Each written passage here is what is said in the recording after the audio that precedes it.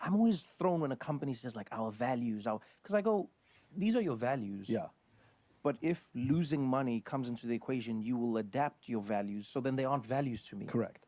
That's what I always think of. So I go like, can a company actually have values beyond making money? So you I think this all the time. Is it the margin or is it the mission? We work on in organizations vision and mission statements and all of these things, but at the end of the day, if the margins and the loss or profit is driving what we're trying to do, then what matters? you are highlighting the very problem with modern capitalism, right? The capitalism that we have today is not Adam Smith capitalism. That's not the capitalism we have today. We have a bastardized form of capitalism influenced by an economist from the late 70s named Milton Friedman. The Adam Smith version of capitalism was that the baker selfishly wants to make the best bread so that they can sell more bread than all the other bakers. And the butcher selfishly wants to make the best meat so he can sell more than all the other butchers. And the dairy farmer wants to make the best butter so that he can sell more. And what you get is the best sandwich. What we as the customer get is the best sandwich, right? So the selfish behavior of wanting to be better than their others benefits the customer, right?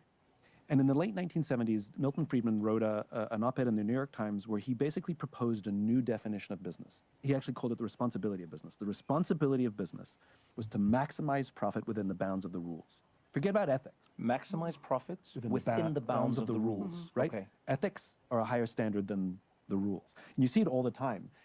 Companies did some horrifically unethical things. Patent to an essential drug, and they raised the price 1,500%. Right. It's within the rules. And they but it's all not- say the same thing. We broke no laws. Yeah. You know what? This is so profound. It's crazy to hear this, that somebody in the 70s, just an individual, wrote an op-ed and redefined how we are operating. And now business basically operates in a very, very, margin slash profit based model. And, ethics is out the window. It's why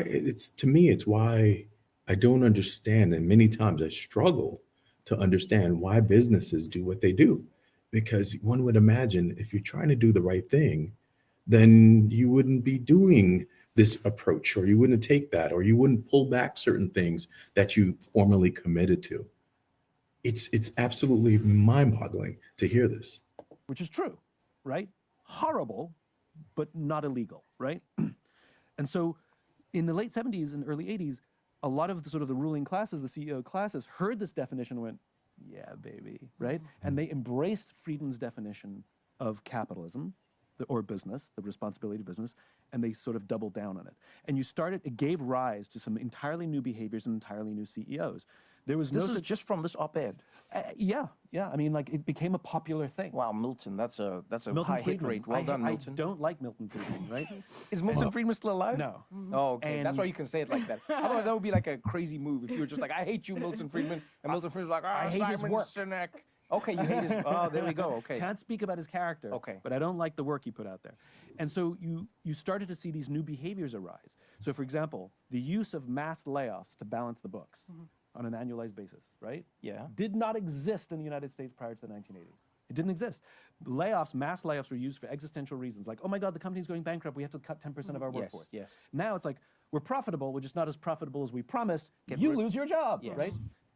That started in the early 1980s, and it started to gain popularity, and then it gave rise to an entirely new type of CEO like Jack Welch, who was the CEO of GE, and It's wild to hear this. So I started to come into the career of being an executive when all of this occurred. And from my point of view, it was a normal process because I didn't see I wasn't aware of business management prior to the 80s and 90s. So therefore, when I came into the workforce and as an executive and continuing to manage people, it seemed to be a common initiative to do RIFs, right? That's what we call it, a reduction in force.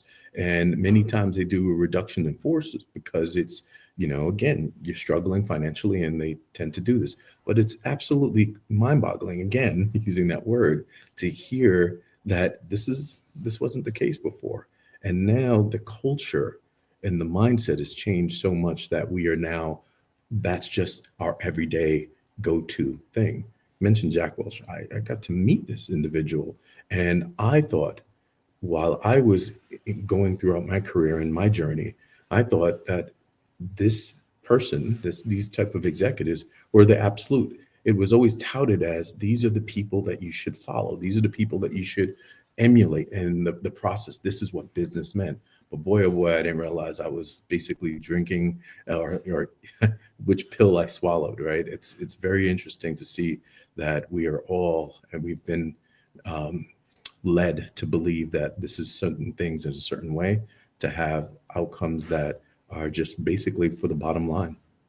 He was like the poster child of Miltonian economics, where you started to see the shareholder being prioritized over the customer and the employee. You started to see shorter term time horizons. You started to see an emphasis on price of stock versus is this good for the company's long-term value. You started to see long-term greed being replaced by short-term greed. I don't have an issue with long-term greed, but short-term greed is a problem. And the use of human beings' livelihoods to maximize shareholder value. And this, There it is. You know, it just says it loud and clear. And I think we all need to understand what we were being fed, what information, what model, what mindset. And we have to encourage our businesses and our companies, and if we're leading companies, to do different, because we can't continue to go down this road. It is not about the bottom line. It's not about margin over mission. It should be mission. It should be vision. It should be values, and go back to that. And we'll probably be a better society if we do so.